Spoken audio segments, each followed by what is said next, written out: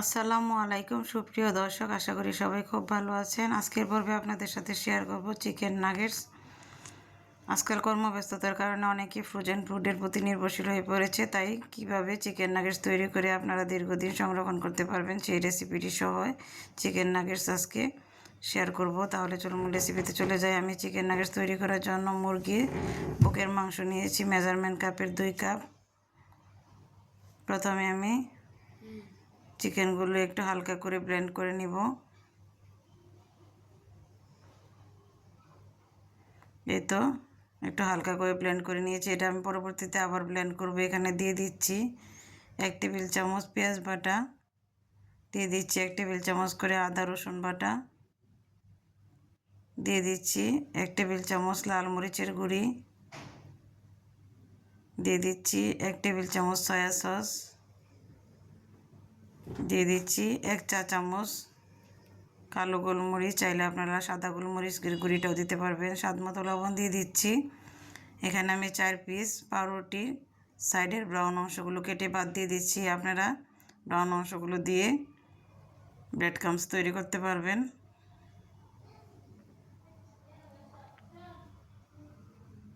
এখন পাউরুটিগুলো আমি পানিতে চুবিয়ে এর এক্সট্রা পানিটা ফেলে দিচ্ছি এবং এটা টুকরা টুকরা করে চিকেনের মধ্যে দিয়ে দিচ্ছি।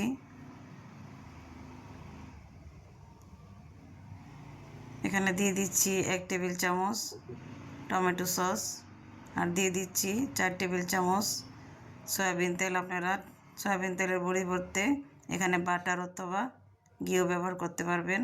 এখন সবগুলো উপকরণ ভালো করে ব্লেন্ড করে নিচ্ছি।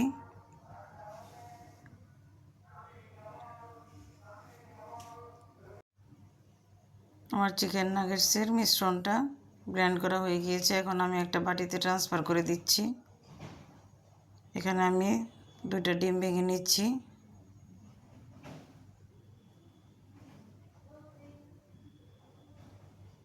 ডিমটা ভালো করে ফেটিয়ে এক সাইডে রেখে দিব। এখন আমি একটা চপিং বোর্ডের উপরে কিছু সয়াবিন তেল ঢেলে সুন্দর করে লাগিয়ে নিচ্ছি চপিং বোর্ডের উপরে। এখন চিকেন নাগেটসের মিশ্রণটা আমি স্কোয়ার শেপ করে এখানে সুন্দর করে মসৃণ করে নেব।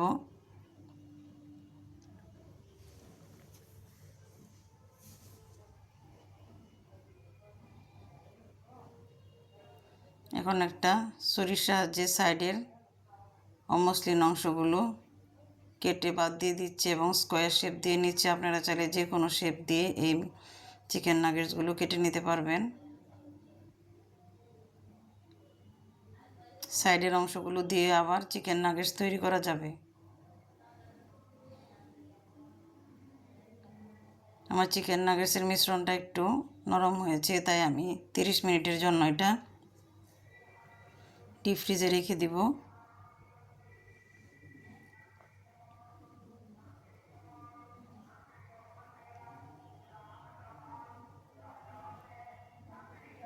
ফিরে আসছি 30 মিনিট পর। চিকেন নাগেটসের মিশ্রণটা অনেকটা শক্ত হয়েছে এবং আবার ছুরি দিয়ে আমি একটু কেটে নিচ্ছি।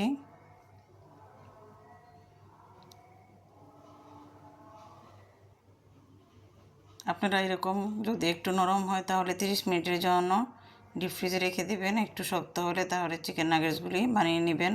প্রথমে আমি এটা ময়দায় কোট করে নিলাম, তারপরে আমি ডিমে কোট করে ব্রেড ক্রাম্বসে কোট করে নিচ্ছি। আমি ডবল কোট করছি, আপনারা চাইলে একবারও ডিমে কোট করে ব্রেড ক্রাম্বসে কোট করে নিতে পারবেন। আরেকটা চিকেন নাগেটস আমি কোট করে দেখাচ্ছি।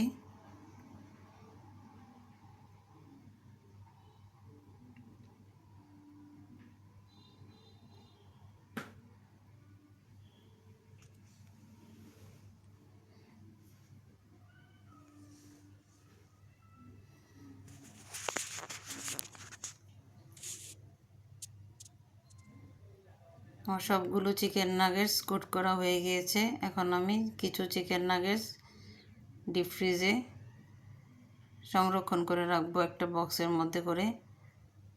আপনারা এইভাবে চিকেন নাগেটস বানিয়ে ডিপ ফ্রিজে 1 থেকে 1.5 মাস পর্যন্ত সংরক্ষণ করে রাখতে পারবেন।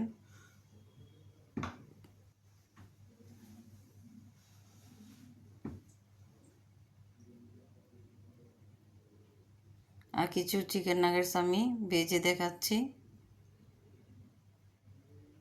চুলায় একটা ফ্রাই প্যান বসিয়ে পরিমাণ মতো তেল দিয়ে চিকেন নাগেটসগুলো দিয়ে দিলাম। তেলটা কুসুম গরম হলেই চিকেন নাগেটসগুলো দিয়ে দিতে হবে।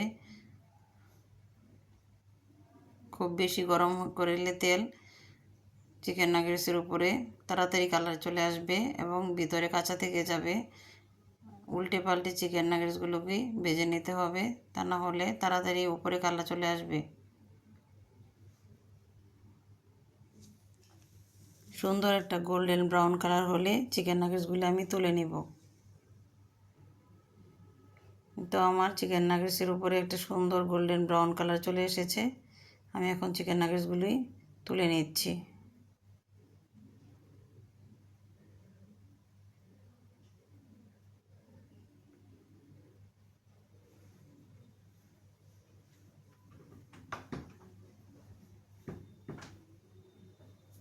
এই তো আমার চিকেন নাগেটসগুলো ভাজা হয়ে গিয়েছে। আপনারা এইভাবে চিকেন নাগেটস বানিয়ে ডিপ ফ্রিজে সংরক্ষণ করতে পারবেন এবং ডিপ ফ্রিজ থেকে 10 মিনিট আগে নামিয়ে রাখলে চিকেন নাগেটসগুলি ভেজে নেওয়া যেতে পারে।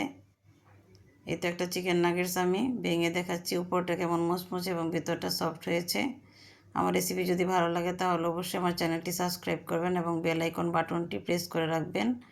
আজ এই পর্যন্তই। আল্লাহ হাফিজ।